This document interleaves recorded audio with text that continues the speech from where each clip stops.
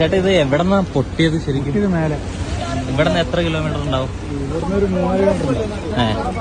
അത്രയും മേലെയാ? ഇവിടെ എത്ര പാടികളാണോ?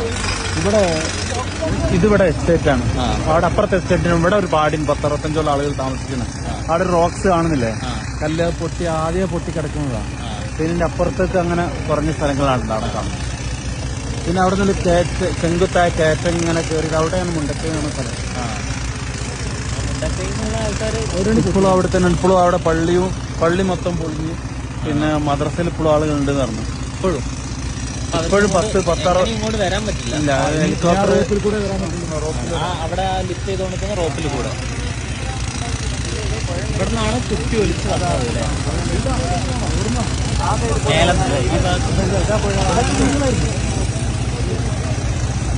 ഇതാണ് സ്കൂള്.